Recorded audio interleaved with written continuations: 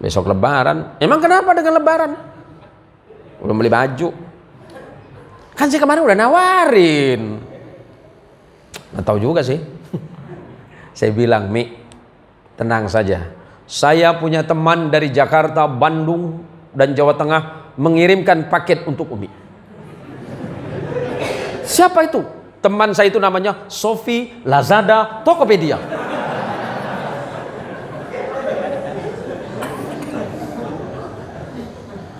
Ketawa dia. Ya Allah Umi, acam mana pula awak itu? Tak kabar-kabarkan saya. Awalnya mau ngasih kejutan, pret. Ini nampaknya yang ketawa nih kayak Muslih ini jadi korban juga nampaknya. Jangan aman saja. Sekarang Pak, kalau istri kita nggak ke pasar, jangan bilang aman, alamat musibah. Pasar datang sendiri nanti, kita yang bayar. Mending dia bawa sepasar tengah, 3.000 dapat 5. Jangan pula nanti selesai bulan Ramadan, selesai pula kebaikan kita. Jangan pula selesai Ramadan mulai datang lagi lagak kita. Maka ya Idul Fitri bisa bermakna kembali makan seperti biasa. Kenapa makan seperti biasa? Baru 1 hari kita lepas Ramadan, makan kita mulai tak kira-kira. Makan semua yang nampak depan. Lemang, patlau. Apa kayak orang sini? Udang galah, rendang, semua dihalap dengan dia. Padahal baru kemarin kita belajar bagaimana cara melaparkan diri seperti orang-orang fakir miskin. Orang fakir miskin laparnya sepanjang hidup. Kita lapar sebulan, besoknya selesai lapar kita. Kita hampir kehilangan rasa kemanusiaan kita. Kenapa? Tidak salah ibu-ibu minta dengan laki. Bang, Mas, panggil apa? Abang ya? Panggil abang ya? Hah? Abang, mana ada ayang sini? Walawa aja. Ayang tuh awal akad nikah. Udah dapat 6 bulan mae dah.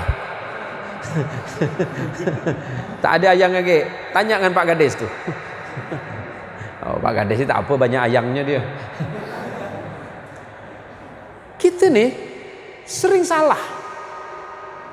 Kemudian lebaran diidentikan dengan pakaian-pakaian yang megah dan mewah. Tidak salah sih. Tapi jangan berlebihan amat.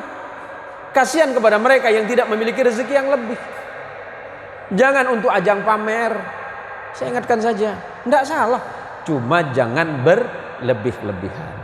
Ada makna tusyrif, ada makna mubaddir atau tabdir. Jadi yang patut untuk kita ingat kembali selepas Ramadan adalah kita tetap menjadi hamba Allah yang salih, menjadi hamba Allah yang taqwa, menjadi hamba Allah yang sabar, menjadi hamba Allah yang ikhlas, menjadi hamba Allah yang tetap mencintai Al-Quran. Allahumma arhamna bil Quran. Assalamualaikum warahmatullahi wabarakatuh.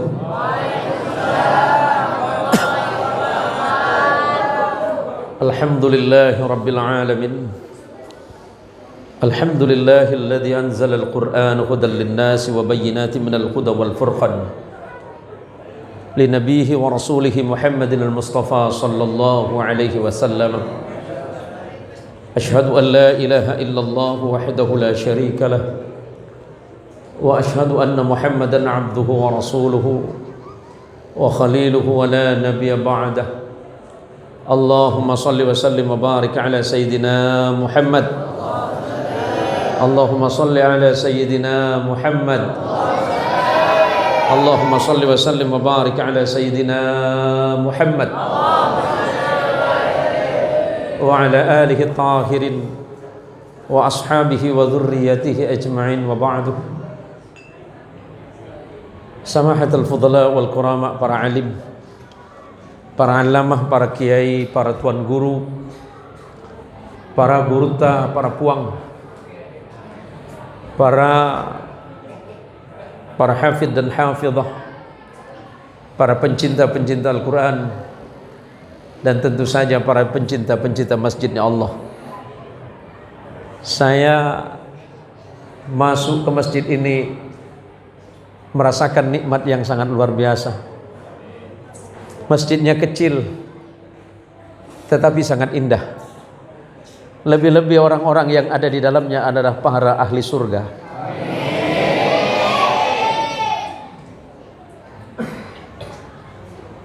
Saya dilahirkan dari tradisi Al-Quran. Saya lahir dan besar dari keluarga Al-Quran. Saya besar di pesantren dan datuk saya wafat dalam keadaan membaca Al-Quran. Itulah yang selalu saya doakan kepada Allah. Allahumma hina bil Quran wa amitsna bil Quran wa syur lana fi yaumi liqa'ika bil Quran. Allahumma ij'alna mimman yunada fi yaumil qiyamah. Qul washrabu hani'an bima aslaftum fil ayyamil khaliyah wa la taj'alna mimman yunada ihsya'u fiha wa la tukallimun. Saya selalu berdoa kepada Allah untuk saya, untuk anak-anak saya dan kaum muslimin. Ya Allah, hidupkan kami karena Quran dan matikan kami karena Quran, dan kumpulkanlah kami kelak di yaumil qiyamah bersama orang pencinta Al-Quran. Ya Allah, kelak di yaumil qiyamah panggillah kami dengan ucapan kulu wasrabu hani'an bima aslaftum fil ayyamil khaliyah. Makan dan sepuaslah, nikmati hidangan surga ini karena dulu kalian mencintaiku, kata Allah. Bersusah payah kalian berpuasa, bersusah payah kalian mendapatkan ridhaku dengan mencintai Al-Quran. Dan jangan kumpulkan kami dengan panggilan ihsya'u fiha wa la tukallimun. Wahai orang-orang yang tidak beriman kepada Allah, ihsya'u fiha wa la tukallimun. Cukup diam saja, karena aku tidak mau lagi mendengarkan ucapan kalian. Al-Quran telah aku turunkan kepada kalian, tapi kalian tidak pernah membacanya dan kalian tidak mengikutinya. Na'udzubillah tsumma na'udzubillahi min dzalik. Allahumma shalli ala sayyidina Muhammad. Allahumma shalli ala sayyidina Muhammad. Allahumma shalli ala sayyidina Muhammad. Sebenarnya kalau bicara capek, semuanya capek ya. Ini sudah mulai capek ya. Sudah capek belum? Sampean nggak kerasa, sayanya yang capek. Atas izin Allah, hari ini saya 5 tempat.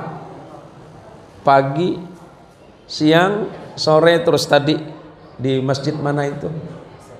Darul Ihsan di Sungai Beban. Dan malam ini di sini, dan insya Allah nanti subuh. Kenapa saya lakukan itu? Karena kita diciptakan oleh Allah dan tidak ditakdirkan oleh Allah untuk mencintai Al-Quran. Tidak semua orang, tidak semua hamba Allah mau mendengarkan Al-Quran. Ada orang yang mulia karena Al-Quran, dan ada orang yang dihinakan oleh Allah karena Al-Quran. Apakah kita menyangka bahwa kita tidak sedang dicintai Allah? Apakah kita berpikir kita tidak dalam cintanya Allah? Kita sedang dicintai Allah. Kalau Allah tidak mencintai kita, Allah tidak memanggil kita ke tempat ini. Kalau Allah tidak mencintai kita, tidak mungkin kaki kita melangkah ke tempat yang mulia ini. Sebab kata Rasulullah Muhammad sallallahu alaihi wasallam, "Idza ahabballahu qauman ibtalahum." Kalau Allah sedang jatuh cinta kepada kaum, Allah pasti mengujinya. Kalau kita tidak dicintai Allah, ngapain Allah panggil kita ke tempat ini? Kalau Allah sedang jatuh cinta, Allah patut cemburu. Pernah jatuh cinta? Nih yang baju kuning, yang baju kuning. Pernah jatuh cinta? Oh, kalau ini belum pernah kayaknya ini. Tapi sering kayaknya. Ibu pernah jatuh cinta, Ibu? Ibu pernah jatuh cinta? Pernah? Pernah dibohongin juga?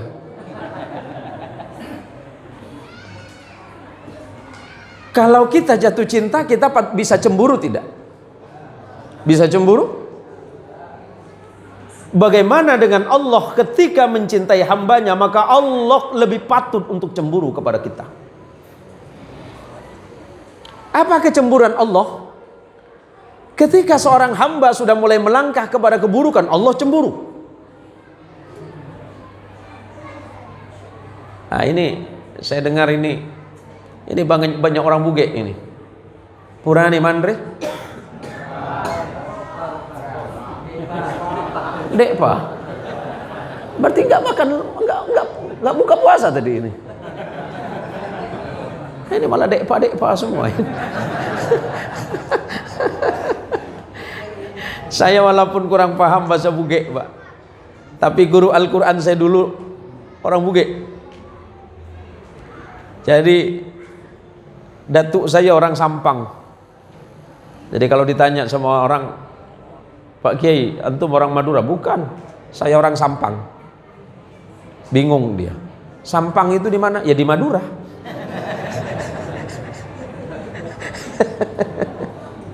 Cuma nenek saya masih ada dari Jawa, dari Malang.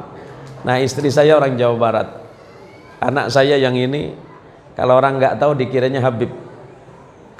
Nah ini kalau orang nggak tahu, kalau saya udah di bandara internasional, petugasnya suka curiga sama saya. Wah jangan-jangan nyulik anak ini.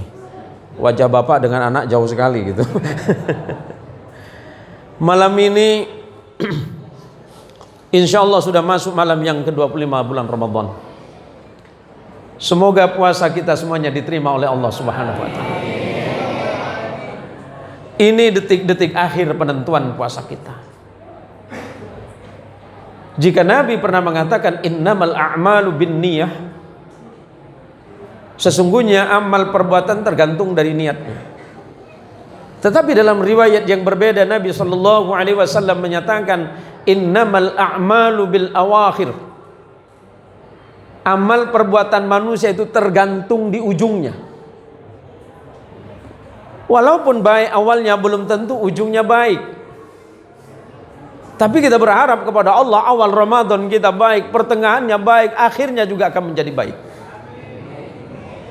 Ini semuanya ahli surga ini.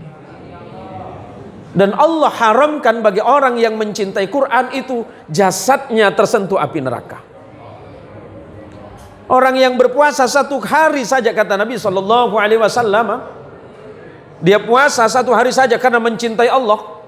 Tapi ini jangan jadi alasan puasa 1 hari, Pak. Yang dimaksud Nabi 1 hari berpuasa saja, apalagi sebulan, begitu maksud hadisnya. 1 hari saja berpuasa karena Allah, maka Allah haramkan bagi dirinya tersentuh api neraka, jaraknya 70 tahun perjalanan. Kalau 70 tahun jalan kaki dari sini nyampe mana, Pak? Nyampe Mekah itu, Pak.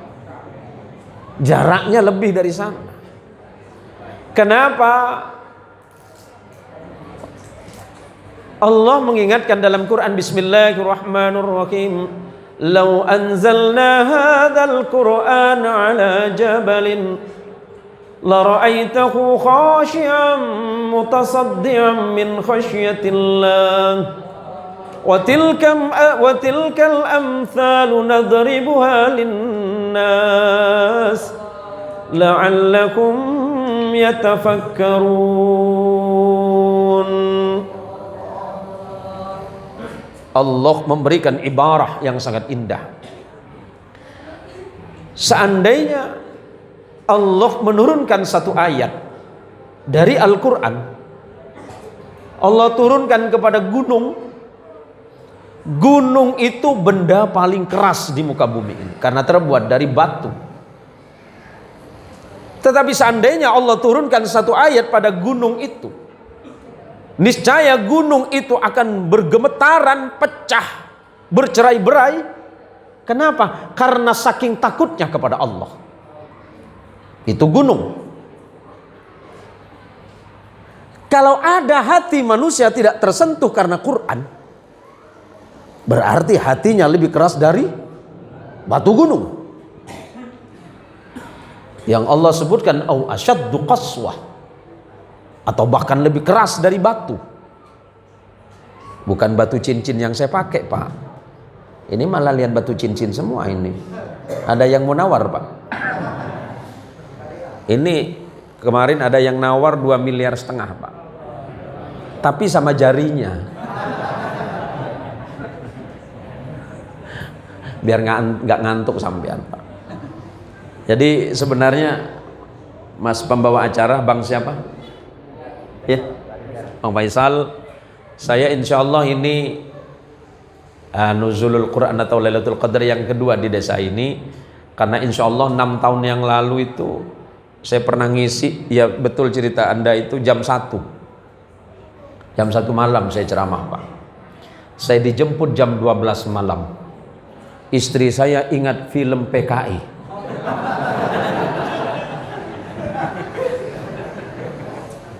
Jam 12 malam saya dijemput. Istri saya tanya, Abi mau kemana? Mau ceramah? Mana ada ceramah jam 12? Saya bilang tenang saja, Allah Maha tahu. Iya, cuma aku yang tak tahu. Dia mulai curiga, jangan-jangan bukan ceramah ini. Jangan-jangan macam Alfamart ini. Tiap hari buka cabang katanya. Jadi saya bilang sama istri tenang saja. Insya Allah Allah akan menjaga kita semuanya. Karena orang yang menjaga Al-Quran, Allah akan menjaganya dengan Al-Quran. Jangankan di dunia, di akhirat persoalan yang paling pelik sekalipun, Rasulullah SAW menjanjikan dan menjamin untuk kita semuanya. Silakan Pak Kades. Fadhol. Ahlan wa sahlan bihudurikum. Sila Pak Kades. Saya selalu rindu dengan Pak Kades Adi ini Pak. Saya bukan rindu dengan orangnya, rindu dengan amplopnya saya. Insyaallah. Sehat. Insyaallah. Allah. Beliau orang baik, kita dukung kebijakan-kebijakan beliau ini. Amin. Saya nyampe ke tempat itu, saya tanya dengan panitia, ini acara apa ini? Acara memburu Lailatul Qadar. Subhanallah. Keren ini acaranya. Tapi masalahnya jam 1 saya ceramah. Seumur-umur saya Pak Kades, baru di desa Jenengan ini saya ceramah jam 1. Saya 35 tahun jadi kiai, baru di desa ini saya ceramah jam 1, jam 12. Tapi saya bilang begini, saya itu bersemangat karena jamaahnya semangat mencintai agama Allah ini. Apa janji Rasulullah? Apa garansi Rasulullah untuk kita? Apa jaminan Rasulullah untuk kita yang hadir? Bahwa dari sahabat Rasulullah Abi Umamah Al-Bahili radhiyallahu anhu wa ardhah, dalam Sahih Bukhari bahwa Nabi pernah mengingatkan, Iqra'ul Quran. Sederhananya begini, orang Sungai Nenas Pak ya. Tapi sepanjang jalan tidak ada nenas ini nampaknya. Malah di depan itu apa? Langsat pula. Tidak kesalahan nih dalam hati saya. Iqra'ul Quran kata Nabi, baca oleh kalian Al-Quran. Fa innahu ya'ti yaumal qiyamah syafi'an li ashabi. Kelak Al-Quran itu akan datang kepada Pak Kades di hari kiamat sebagai penolong baginya. Kalau Al-Quran mampu menghancurkan gunung yang sekeras itu, bagaimana dengan kesombongan manusia? Orang sombong kaya itu masuk akal Pak. Naudzubillahi min dzalik. Seandainya Pak Kades sombong, masuk akal enggak? Masuk akal enggak? Masuk akal, duit banyak. Bukan bini banyak ya. Nah tuh ya. Oh, alhamdulillah lah. Itu di rumah, di luar berapa?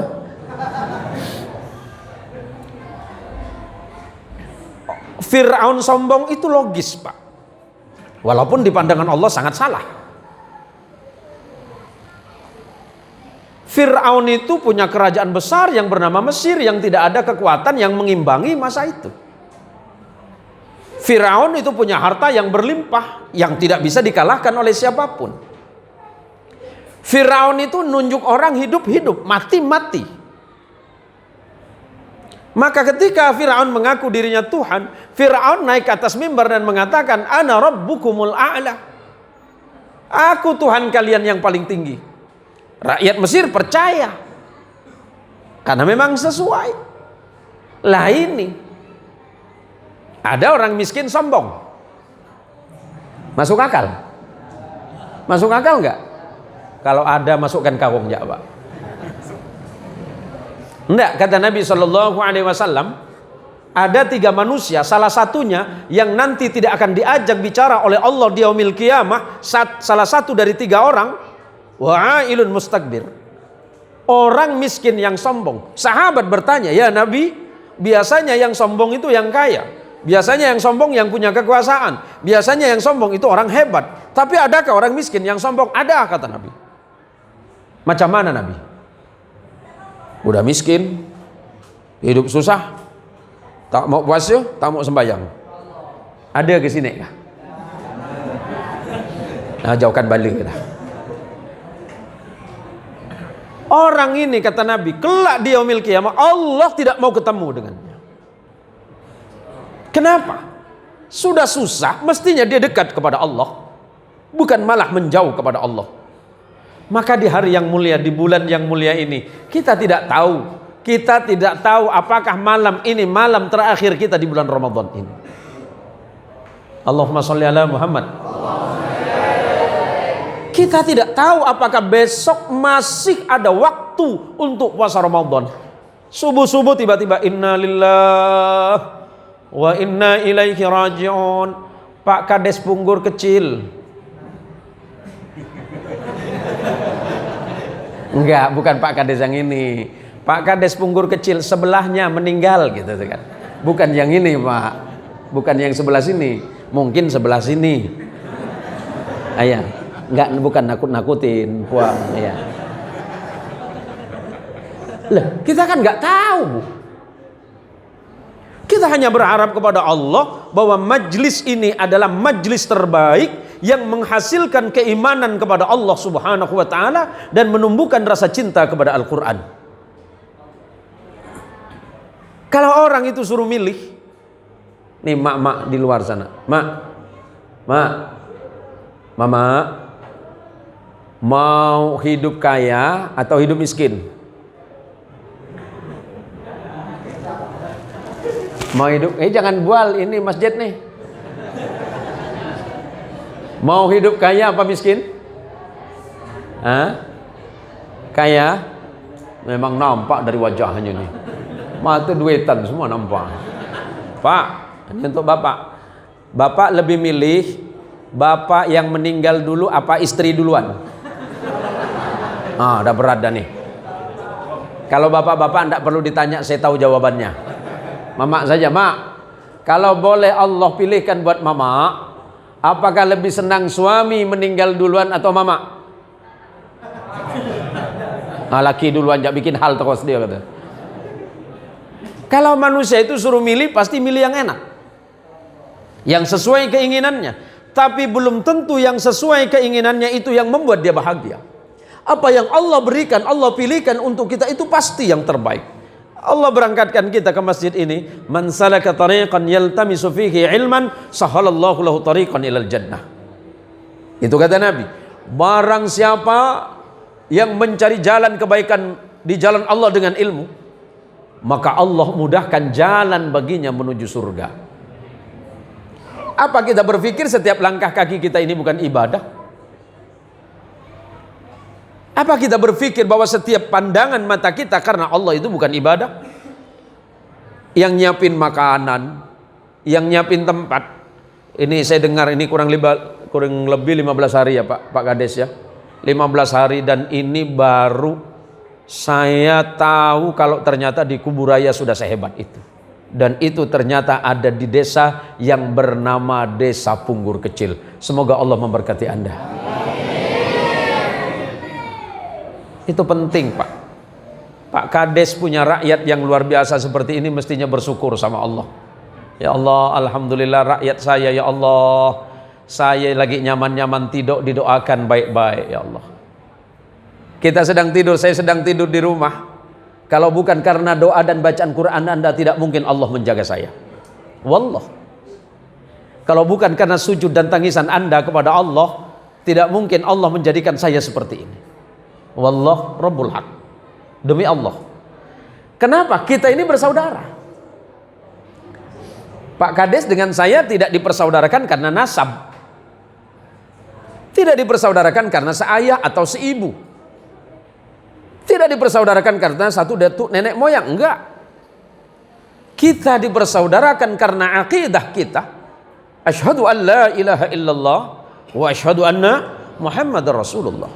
Berarti kita bersaudara. Siapa yang mempersaudarakan? Allah. Persaudaraan yang diikat dengan akidah itu lebih kuat dan mapan dibandingkan dengan persaudaraan karena darah.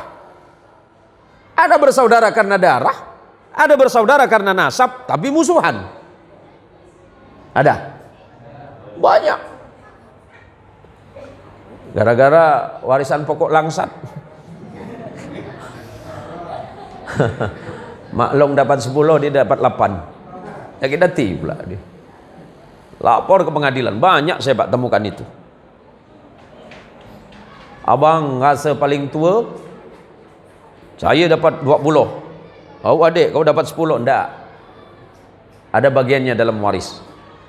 Ingat, amwaluna li dawil mirathi najma'uha adwaruna li kharabid dahri nabdiha. Kita kumpulkan harta yang paling banyak sekalipun, bila masa kita dah mati, siapa yang berebut?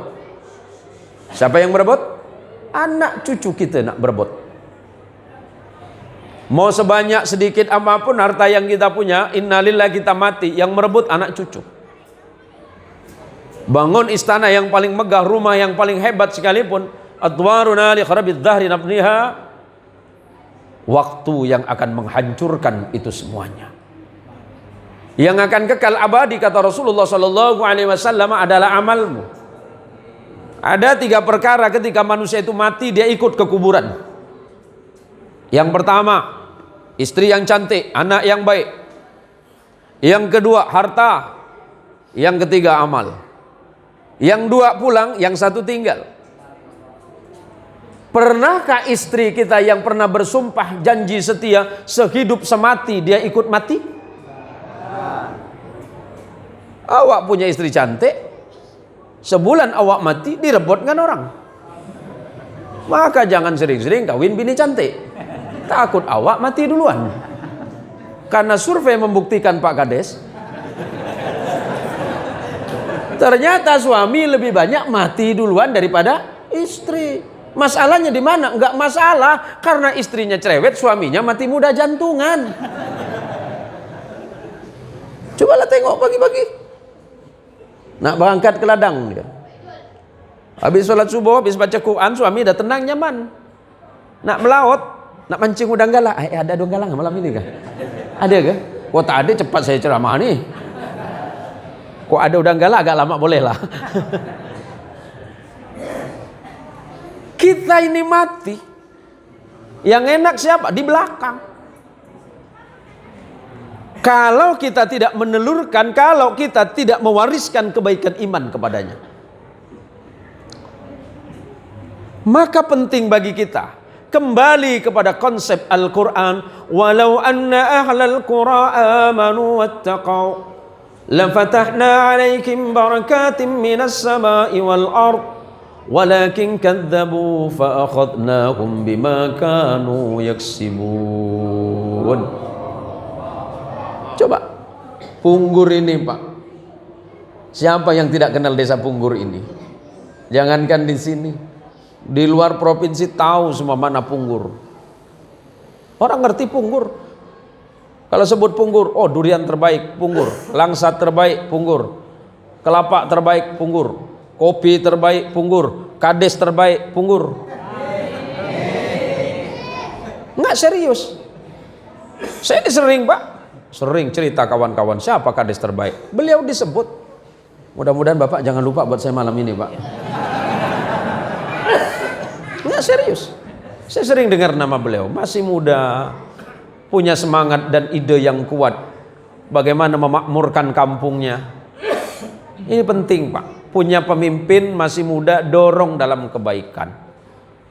Maka kata Allah, seandainya penduduk satu negeri, kalau penduduk bumi ini kalau penduduk Indonesia ini, kalau penduduk Kalimantan Barat, kalau penduduk Kuburaya, kalau penduduk Kakap, kalau penduduk Punggur Kecil, kata Allah, amanu wattaqau, beriman kepada Allah dengan sebenar-benarnya iman dan bertakwa kepada Allah dengan sebenar-benarnya takwa, la fatahna alaihim, maka Allah menjanjikan, Allah bukakan pintu barakah. Dari mana? Dari langit. Air yang turun jadi barakah. Timbul apa kata Quran yang lain? Wal baladut thayyibu yakhruju nabatuhu bi idzni rabbih walladzi khabutha la yakhruju illa nakida. Karena ini acara nuzul Quran, saya bahas Quran bil Quran, Quran bil hadis biar faham. Anggap saja ngaji tafsir malam ini. Air yang turun barakah. Apa kata Allah? Wa anzala minas sama'i ma'am mubarakah. Dan Allah turunkan air dari langit itu sesuatu yang berkah. Akhirnya yang tumbuh apa? Langsatnya bagus, duriannya bagus, cantik-cantik semuanya, kelapanya bagus. Kelapa berapa satu biji, Pak? Dulu sempat mahal. Awak protes pula dengan Allah. Nampak tak bersyukur dia nih. Jangan nak nangis. Nah loh, belum selesai jadi ini. Ini penting, Pak. Sawit berapa, Pak MC? Sawit berapa sekilo? Oh, enggak punya sawit. Enggak ada sawit ya, Pak Kades ya? Oh, kurang sini ya. Ya. Sawit berapa yang punya sawit sekilo? 2,5? Wah, murah ya. Di kampung saya kelapa sawit 3.800 sudah, Pak. Ya, kelapanya 3.000, sawitnya 800, Pak.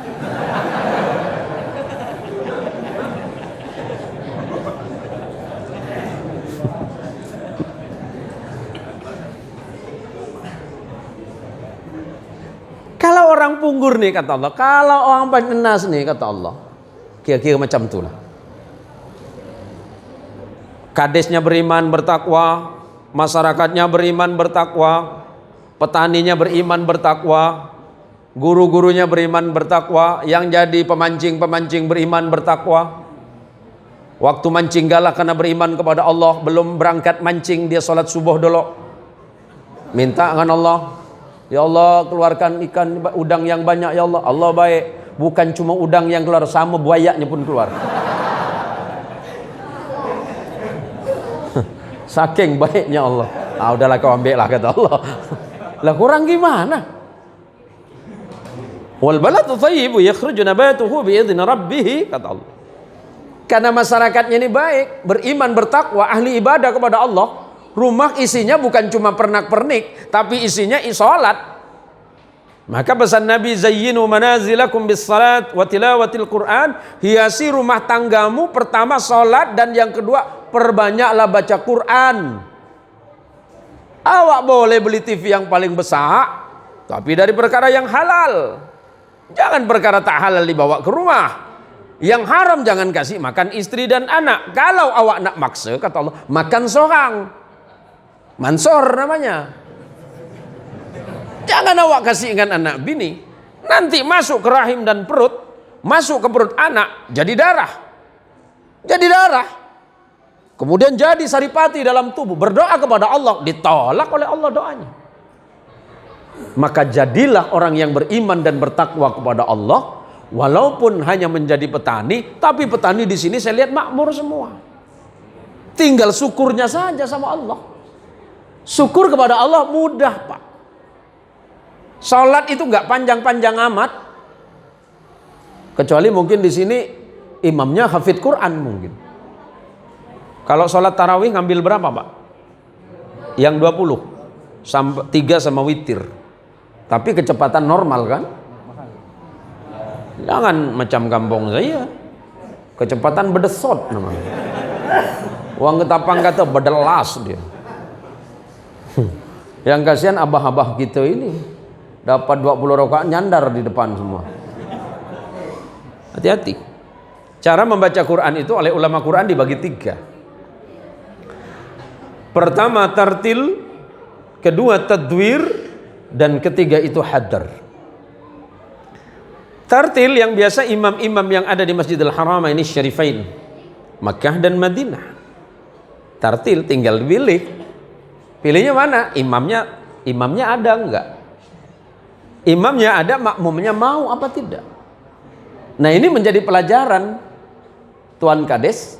Kalau imam sedang berdiri mau memimpin sholat, lihat ke belakang. Lihat ke belakang memastikan siapa yang jadi makmum. Setelah melihat makmum, maka imam mengambil kesimpulan apakah sholat saya cepat apa lambat. Maka ucapkan kalimat perintah dari imam, ada 20 riwayat yang berbeda. Ada kalimat istawu wa tarasu, ada aqimu sufufakum al-awwalu fal-awwal. Ada kalimat istawu wa tarasu wa la takhtalifu. Ada kalimat dari Nabi istawu wa tarasu wa'tadilu. Banyak. Atau aqimu sufufakum fa inna taswiyatas sufuf min tamami shalah. Ada 20 riwayat yang berbeda. Yang biasa kita dengar itu as-salatu jami'ah rahimakumullah. Itu riwayat dari sahabat Ibnu Umar. Sebenarnya itu untuk memastikan apakah imamnya sholatnya cepat apa tidak. Lihat, maka kepala desa juga harus melihat siapa yang tengah saya pimpin, agar kebijakan yang diambil sesuai dengan kebutuhannya. Jangan kemudian karena kepala desa merasa pemimpin, kemudian main kebut sorang. Jamaah tunggang langgang yang belakang. Maka yang pertama, warattilil Qur'ana tartila. Seperti yang sering kita lihat di televisi-televisi, para imam-imam di haram, alhamdulillahi rabbil alamin, tartil. Yang kedua tadwir, alhamdulillahi rabbil alamin arrahmanir rahim maliki yaumiddin. Boleh imam pakai yang tadwir. Yang ketiga hadar, yang kecepatan 360 km per jam itu. Allahu Akbar. Bismillahirrahmanirrahim. Amin. Nah, itu hadar itu. Walaupun memang pernah ada riwayat sahabat Nabi Abdullah bin Abbas radhiyallahu wa ardah pernah sholat cepat, tapi bukan beliau niatkan, memang ditakdirkan sholatnya cepat. Beda Pak dengan diniatkan. Oh gitu kan, memang diniatkan. Ditanya imam, siapa imam malam nih? Ustadz Solih. Mana Ustadz Solih tadi ya? Ustadz Muslih kah? Ustadz Muslih yang mana? Siapa imam? Ustadz Muslih. Apa pula? Balik. Ngapa pula? Jam 10 baru selesai tarawih itu. Ya Allah. Apa pula? Oh, ambil imam yang paling cepat sikit lah katanya kan. Siapa paling imam agak cepat-cepat sikit? Ustadz Amin kah? Sebelah sana. Mana Ustadz tahu? Dari songkok kelihatan.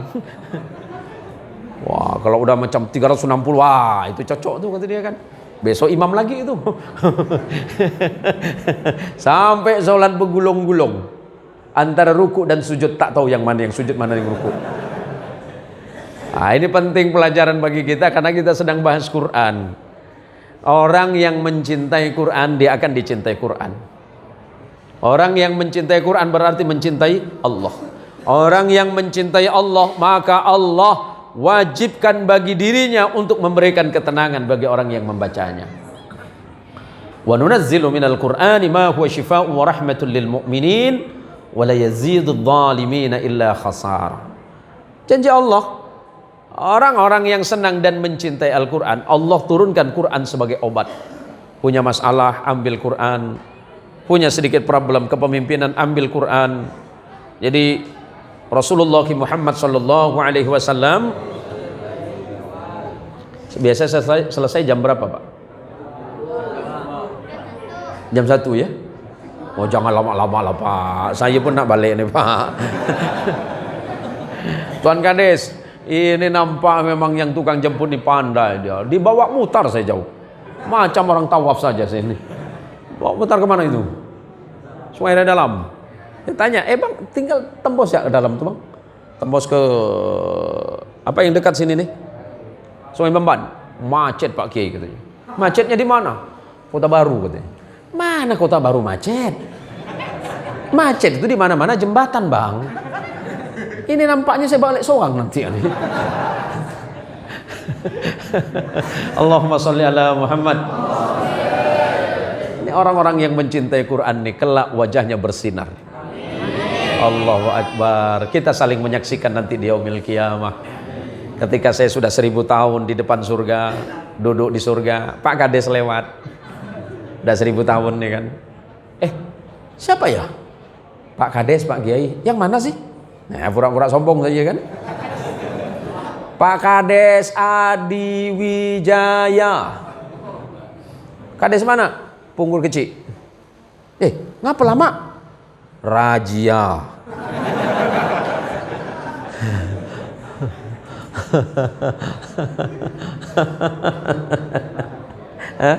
Nak tahan. Kenapa kata malaikat, Iqra kitabak kafa bi nafsika al-yawma 'alaika hasiba. Ambil sendiri kitabmu, buka seorang ya. Mungkin ada yang merah-merah sedikit, kau tengoklah situ. Ternyata periksa seluruh amal, dibaca sama Pak Kades. Alhamdulillah ya Allah, amal saya mulai akil balik baik-baik saja. Salat aman, puasa aman, zakat aman, sujud saya aman. Ini kok ada merah sedikit apa nih? Oh, anggaran.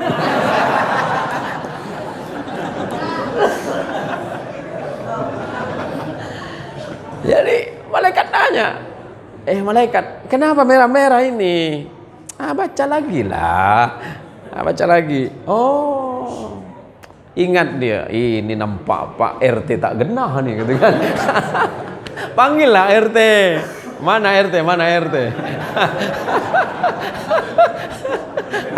Ini malam-malam yang penuh kebahagiaan, Pak. Iya, kenapa? Seumur-umur baru malam ini saya bisa nyakitin Pak Kades. Dipanggil. Ini RT berapa ini? RT berapa, Pak? RT berapa, Pak? Jangan nyaman-nyaman ya. RT 332. Baik, dipanggil. Oh, ternyata kasusnya sederhana. Ini masalah APBD, anggaran pembelanjaan desa untuk pembangunan jalan lingkungan. Tahun anggaran 2020, 2021. Nilainya tak banyak. Ini cuma sekitar 50 juta. Tapi waktu saya mau tanda tangan malaikat, saya sudah jujur karena sesuai dengan perintah Al-Quran. I'dilu huwa aqrabu littaqwa, kata Allah. Berperilaku adillah kalian para pemimpin, karena itu mendekatkan kalian kepada ketakwaan yang sesungguhnya kepada Allah. Jangan kalian merasa bertakwa kalau kalian belum adil, kira-kira begitu. Dibaca lagi. Pas saya mau tanda tangan ya malaikat, Pak RT ngomong, Pak Kades, saya agak kurang enak ngomongnya, Pak. Ya ngomong aja, Pak RT ada apa? Masalahnya apa? Ya kalau kira-kira, ya kira-kira apa? Kalau ini selesai semua, Pak, ini kan 10%-nya untuk Bapak. Oh, enggak boleh, haram itu. Haram itu. Karena kata Nabi, siapa yang makan satu suap dari barang haram, Allah tolaknya salat 40 hari 40 malam. Wah, RT mulai cemas. Wah, haram kata beliau nih. Colek RT yang satu, naikkan sikit. Iya kata RT sebelah 20, Pak. 20 apa? 20%. Makruh. Yang tadi asalnya 10% haram, rubah status makruh. Nggak boleh, masih makruh itu. Bolak-balik RT berdua nih. Colek macam mana nih? 30 ya. Oke, balik. 30, Pak. Itu halal. Amalnya banyak tapi rusak karena perkara sedikit. Sama dengan ibadah kita mulai awal Ramadan, jangan sampai di penghujung kita rusak karena perkara yang tidak baik. Allahumma sholli ala Muhammad. Kita ini malam dikumpulkan oleh Allah karena kesamaan cinta kita kepada Allah. Tadi di awal saya katakan, kalau Allah itu sedang mencintai hambanya, maka Allah berhak cemburu. Ketika Allah mencintai Pak Kades, Allah wajib cemburu kepada Pak Kades. Kalau sekiranya Pak Kades akan melanggar perintah Allah, Allah mulai cemburu. Ya Allah, seperti apa kecemburuan Allah? Kecemburuan Allah itu sangat besar. Kalau seorang hamba sudah mulai tidak lagi bersyukur kepada Allah, Allah sudah mulai cemburu. Jangan-jangan hambaku ini mulai lupa dan lalai kepada aku, kata Allah. Padahal aku yang sudah menjamin hidupnya, aku yang jamin rezekinya, aku yang menentukan semua dalam hidupnya. Segalanya tergantung kepadaku. Tapi kenapa kemudian dia berpaling dariku hari ini? Sungguh aku cemburu kepada hambaku yang satu ini. Kalau masih cemburu masih enak, Pak. Bagaimana kalau kemudian rasa cemburu Allah itu menjadi rasa marah? Siapa yang bisa menghalangi Allah? Maka puasa kita, Ramadan kita, mendidik kita untuk menjadi manusia yang lebih beriman dan lebih bertakwa kepada Allah Subhanahu wa taala. Secara fisik badan kita sudah mulai lemah. 24 hari kita sudah berpuasa. Badan kita sudah mulai melemah. Fisik kita sudah melemah. Tetapi kenapa kita kuat? Iman kita semakin membara kepada Allah. Karena harapan akan pengampunan Allah tinggal beberapa hari lagi. Sahabat Nabi SAW selepas Ramadan 6 bulan lamanya menangis kepada Allah. Kenapa 6 bulan? Sedih. Kenapa sedih? Ramadan bulan ampunan sudah berlalu, di mana setiap sujud kita dihitung oleh Allah dengan kebaikan berlimpah. Pintu-pintu keburukan Allah tutup untuk kita. Pintu keberkahan Allah buka di mana-mana. Jangankan untuk ibadah kepada Allah yang sifatnya mahdhah salat, bahkan ibadah-ibadah yang sifatnya kecil itu dilipat gandakan oleh Allah di bulan Ramadan ini. Maka kata Rasulullah Muhammad sallallahu alaihi wasallam, al-jannatu mustaqatun li arba'ati nafarin. Surga itu sedang merindukan 4 orang. Surga malam ini sedang merindukan 4 orang. Yang pertama, talil Quran, orang yang senang baca Quran. Allahumma sholli ala Muhammad. Ini Ramadan kita dipenuhi dengan bacaan Quran. Setiap malam kita bertadarrus di masjid, di musalla, di rumah-rumah. A'udzubillahi minasyaitonir rajim. Bismillahirrahmanirrahim. Bidadari tersenyum sedang menunggu kita. Surga sedang merindukan kita. Ya Allah, siapa orang yang baca Quran ini?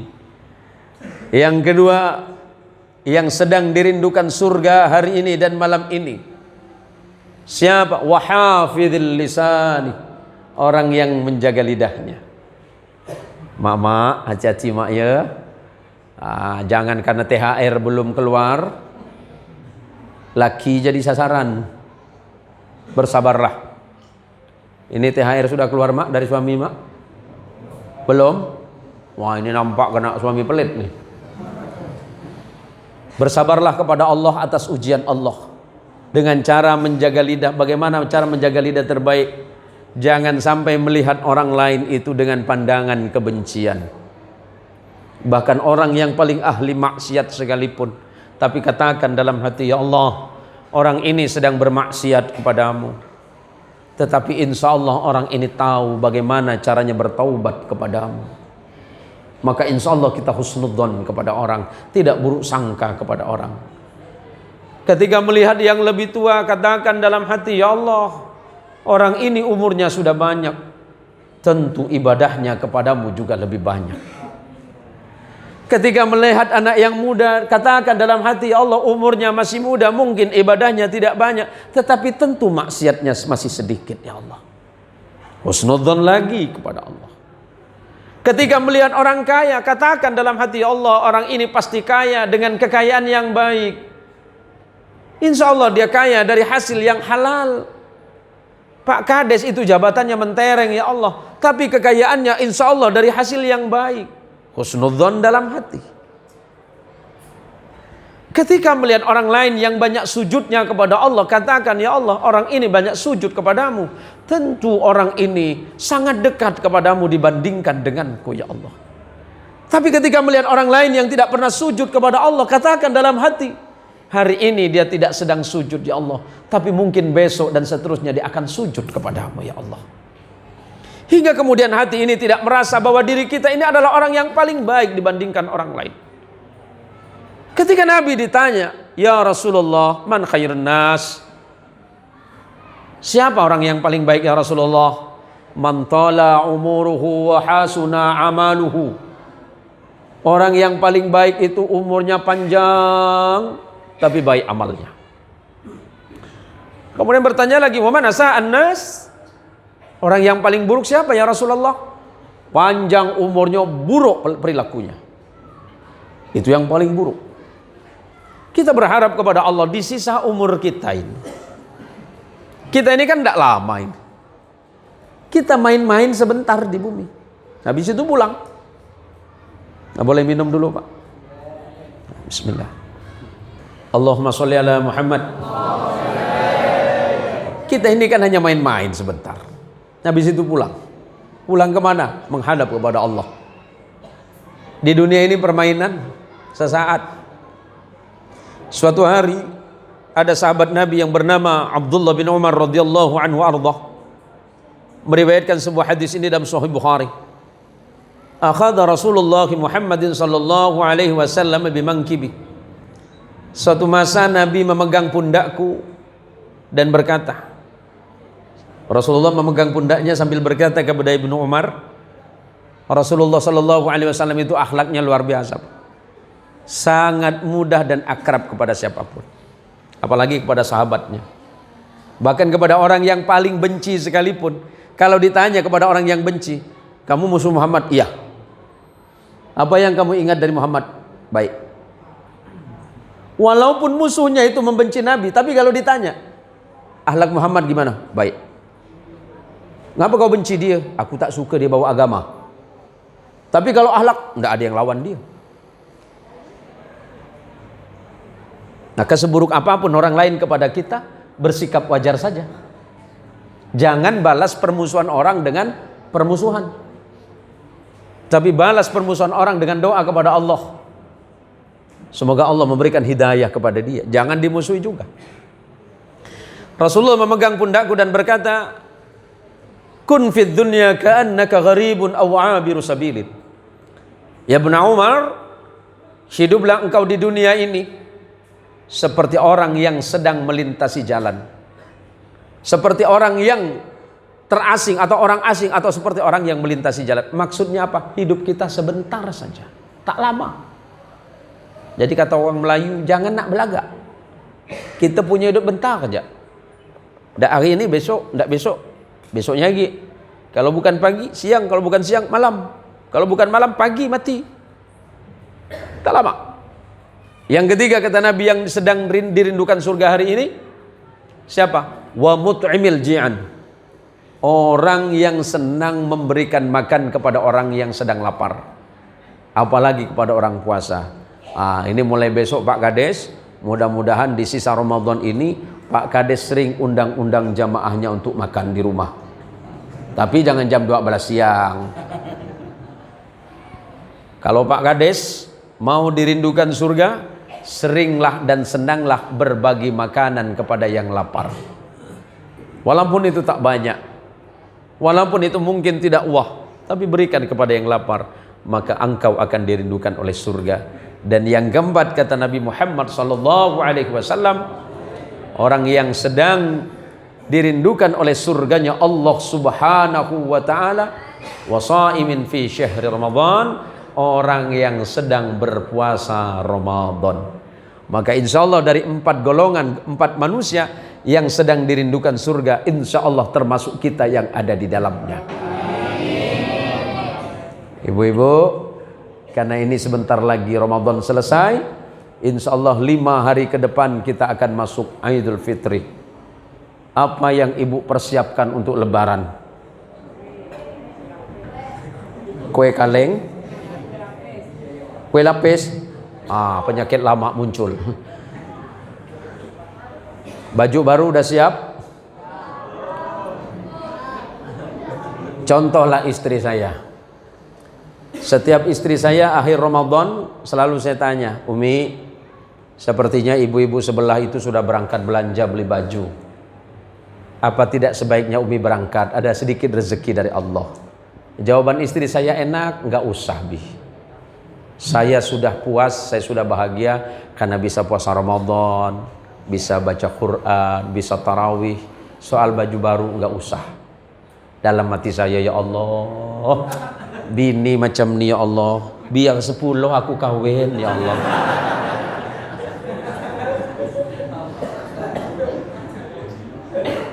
Kira-kira kan begitu ke Muslih ya. Biar 10 kawin gitu nih. Itu hari pertama. Masuk tanggal 26 saya pun kata lagi, Mi, ada rezeki, ini titipan dari Pak Kades Punggur Kecil. Ada orangnya ke? Udah lebih, tak apa, tak masalah. Kata orang Malaysia tak kisahlah, tak berat. Bawa ya duit tu. Alhamdulillah ya Allah, hati saya tenang, Bu. Hati saya tenang. Alhamdulillah ya Allah, nampak bini saya dapat Lailatul Qadar ini ya Allah. Tapi musibah datang hari berikutnya. Saya lagi duduk depan pintu jam 5 sore menjelang azan maghrib. Depan pintu ada yang teriak, paket. Pura-pura saya tak dengar ke Muslih. Paket. Saya tengok. Ada apa bang? Paket Pak Haji. Oh. Atas nama siapa? Rumah nomor B19 Komplek Villa Mandiri Jalan 28 Oktober. Atas nama siapa? Ibu Mia Sumiati Zen. Waduh. Bini gue nih. Udah bayar bang? Belum Pak Haji. Loh, kok bisa? Ini namanya COD. Apa COD itu bang? Cash on delivery. Maksudnya apa? Bayar di tempat. Allahu Akbar. Baru 2 hari saya puji dia ya Allah. Ternyata doa saya salah ya Allah. Nampaknya Lailatul Qadar ini kata orang Melayu coba balik nih. Udah saya bayar. Besok pagi datang lagi. Paket.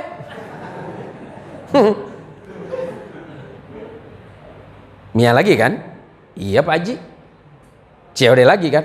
COD Pak Haji. 3 hari COD-nya 7 Pak.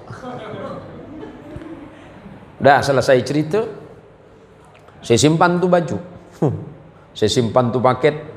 Pas malam 29 istri saya mulai gelisah. Saya tengok muka dia. Kenapa Umi? Umi kurang sehat ya? Enggak juga. Itu enggak lapar. Udah azan di masjid no, udah azan dari tadi. Biarin aja. Ini Ramadan, enggak boleh ngambek. Siapa yang ngambek? Itu suaranya. Besok lebaran. Emang kenapa dengan lebaran? Belum beli baju. Kan saya kemarin udah nawarin. Nggak tahu juga sih. Saya bilang, Mi, tenang saja. Saya punya teman dari Jakarta, Bandung, dan Jawa Tengah mengirimkan paket untuk Umi. Siapa itu? Teman saya itu namanya Sofi, Lazada, Tokopedia.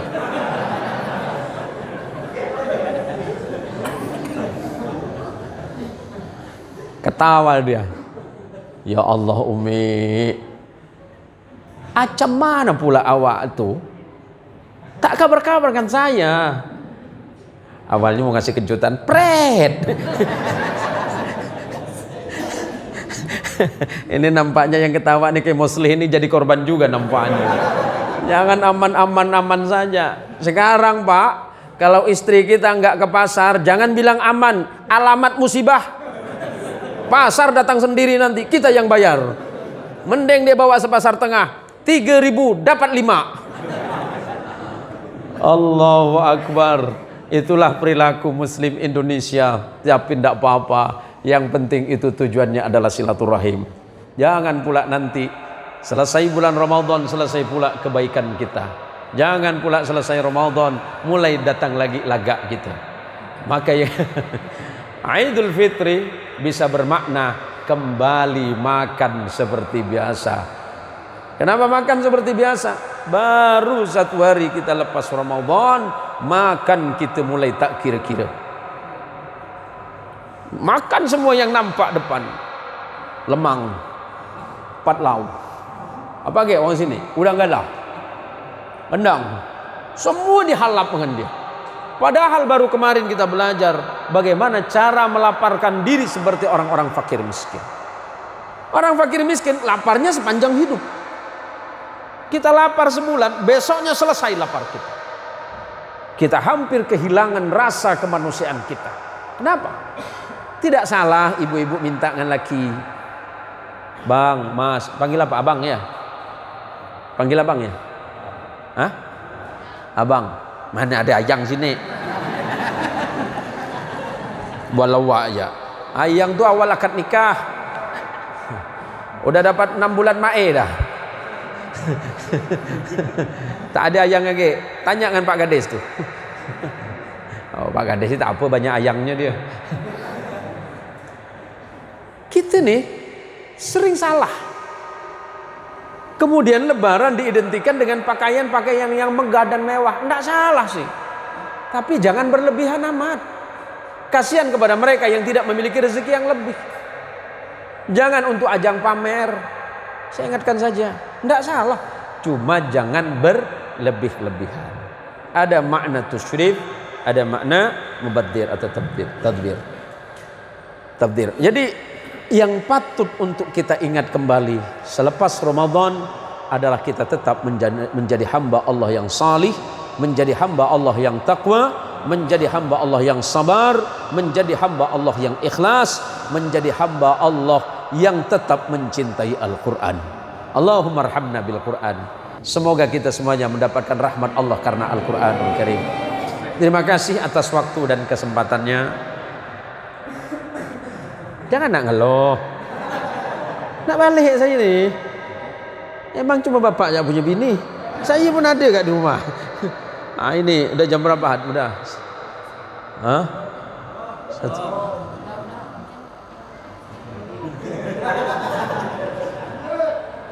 Jangan lama-lama Pak Kades ya. Saya tambah berapa menit sajalah. Saya tambah berapa menit. Hah? Setengah. Oh lama lah Pak Kades. Tak berkawan dengan saya. Oh Pak Kades nyuruh saya setengah jam. Tak ada, saya doakan mudah-mudahan jadi anggota dewan. Tak ada. Tapi kalau Pak Kades bilang selesai Pak Kiai, saya doakan mudah-mudahan jadi dewan. Pilih yang mana itu? Udah saya tambah sikit je. Saya biasa di penghujung bulan. Saya biasa di penghujung bulan tu pengajian di Malaysia. Saya pengajian di beberapa negara bagian Malaysia dan beberapa negara. Jadi ceritanya Pak Cik begini Pak Cik. Ini siapa? Macam orang Malaysia pula awak ni. Macam Peramli pula. Siapa nama awak Pak Cik? Masya Allah. Banyak kali nama tu. Oh subhanallah. Baik. Jadi di penghujung bulan saya biasa ke Malaysia kasih pengajian sana, kasih tauliah dan tahniah, tauliah. Orang sana tu kira saya tu bukan orang Pontianak. Saya dikira orang Kuala Lumpur. Karena saya punya cakap, itu cakap Kuala Lumpur rupanya. Dia tanyakan saya, Tuan Guru ni orang Kuala Lumpur ke? Kuala Lumpur mana dah mati kan? Daripada ini kan ada Tanjung Bual lah dah mati kan. Bual pun tak bayar kata orang Melayu. Saya bilang kan.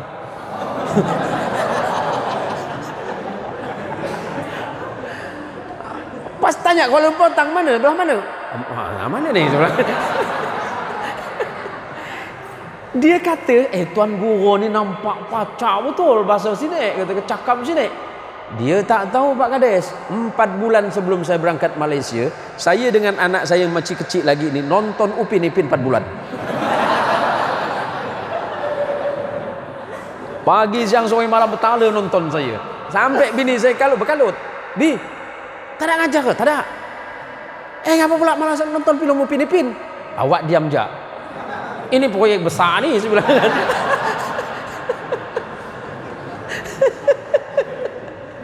4 bulan saya nonton Upin Ipin dengan anak saya yang paling kecil nih. Jadi dia tanyakan saya, nggak salah ke Bi? Tada. Biasa Bi nonton debat politik. Ah, basi, saya bilang kan.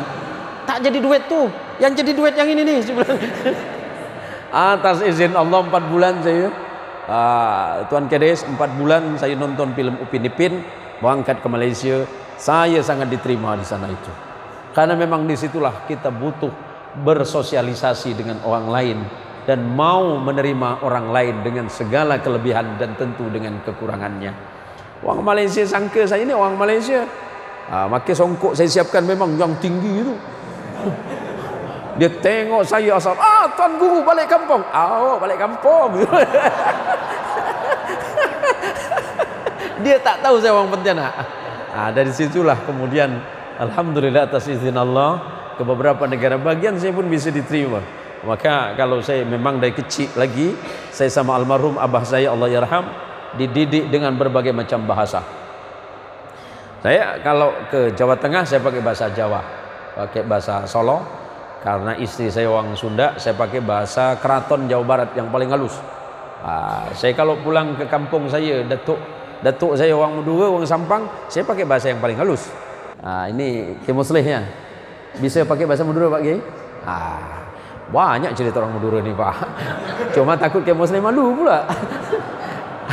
Jadi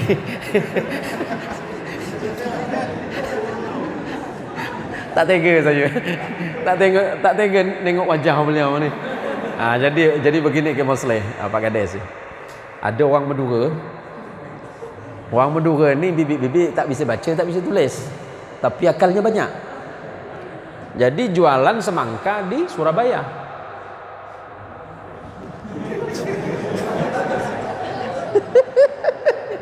Ada mahasiswa lewat. Assalamualaikum Dek. Waalaikumsalam Dek. Semangkanya bagus Bi. Semangkanya bagus. Oh ya bagus Dek. Merah enggak? Ya merah. Kalau putih bukan semangka, itu melon Dek. Akal Madura keluar kan? Ya. Beli yang paling besar ya. Iya siap. Ditimbang sama dia. Berapa kilo Bi? 5 kilo Dik. 1 kilo berapa? 7.000. Jadi berapa semua? Kan tidak bisa ngitung. Tapi akal Maduranya keluar. Adik sekolah kan? Ini dari kampung ke Muslim ini. Ya sekolah. Sampai apa? Mahasiswa. Masa 7.000 kali 5 kilo adik tak tahu?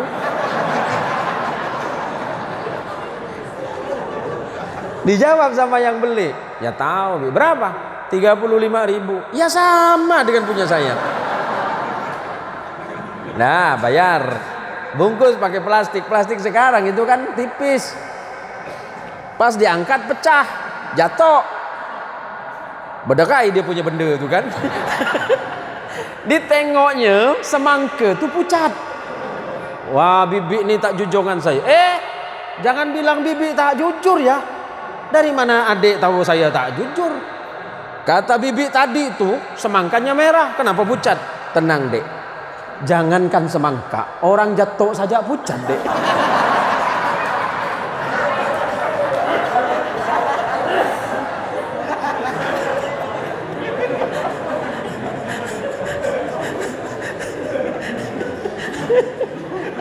Itu dari kampung beliau ini.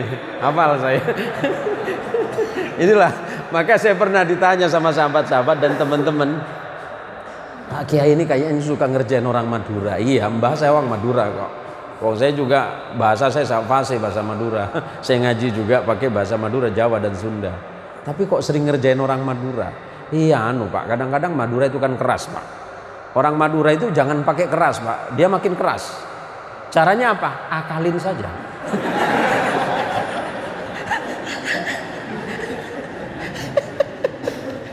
Karena ini cerita Madura saja Pak ya. Buat hiburan ke Muslim ini. Kasihan beliau ini. Beliau punya teman gitu kan. Jadi orang Madura jadi nelayan di Madura. Ngejar ikan tak sadar sampai Malaysia. Ditangkap sama diraja Malaysia. Wah, saudara tahu ini melanggar batas negara? Negara siapa? Ini laut Malaysia, buktinya mana? Ya pokoknya bilang, oh enggak bisa Pak, harus ada bukti. Kalau di atas itu surat tanah, di laut harus ada surat laut Pak. Pinter kan? Jadi kata polisi, waduh ini nampaknya kena madu. Bingung gak bisa jawab dia. Saya kesini bukan mau curi ikan di Malaysia Pak. Bapak harus tahu, saya itu kerja nelayan di Madura. Nah ikannya lari, saya kejar. Tahu-taunya ketemu Bapak. Kan bener Pak, ngejar ikan dari Madura. Kok Bapak tahu ikan Madura? Aduh, coba aja ngomong ikannya, pasti dijawab ikan Madura Pak. Udah cukup ke Muslim, nampaknya udah merah padam beliau ini. Ini pertemuan yang sangat luar biasa. Saya bisa bertemukan dengan Pak Kades yang luar biasa, dengan para jamaah dan kaum muslimin yang selalu mencintai masjid, mencintai Al-Quran. Semoga kita semuanya hidup dalam Al-Quran, mati bersama Quran, dan kelak dikumpulkan dengan Al-Quranul Karim. Paling terakhir, kalau punya anak sedang belajar Quran, sesuai dengan doa yang dibacakan oleh Nabi Muhammad SAW kepada murid beliau, sahabat terbaik beliau dan ahli tafsir dan takwil terbaik, namanya Abdullah bin Abbas. Ketika beliau masih kecil lagi, Abdullah bin Abbas masih kecil, dipegang dahinya oleh Rasulullah dan diucapkan doa yang sangat maksur, yang sangat masyhur, Allahumma faqihhu fid din wa 'allimhu bit ta'wil. Ya Allah, jadikan anak ini faham di dalam agama dan mengerti tentang tafsir dan takwilul Quran. Jadi kalau punya anak laki-laki ataupun perempuan, doakan nanti, pegang kepalanya, Allahumma faqihhu fid din wa 'allimhu bit ta'wil. Ulangi, Allahumma faqihhu fid din wa 'allimhu bit ta'wil. Insyaallah anaknya akan dimudahkan memahami dan menghafalkan Al-Qur'anul Karim. Insyaallah. Ada yang nanya, kalau bapaknya Pak Ustadz atau usah? Bapaknya jangan dibacakan ini, bacakan ayat kursi 7 kali saja. Adanallahu wa iyyakum ajmain. Mohon maaf atas waktu dan kesempatannya jika saya tidak bisa menyempurnakan pertemuan ini, tapi kesempurnaan itu milik Allah Subhanahu wa taala, sedangkan kesalahan adalah milik saya pribadi. Dan insyaallah selepas ini saya akan pamit pulang, karena insyaallah besok pagi saya masih imam di masjid Imam Subuh Akbar ya, di Masjid Ar-Rafi'ul A'la, dan kajian Al-Quran subuh. Terima kasih. Mohon maaf jika apa yang saya sampaikan, terutama Pak Kades, jika banyak salah, banyak lupa, itu hak karena memang kelemahan saya sendiri. Terima kasih atas waktunya. Hadanallahu wa iyyakum ajma'in. Wallahul muwaffiq ila aqwamit thariq. Assalamualaikum warahmatullahi wabarakatuh.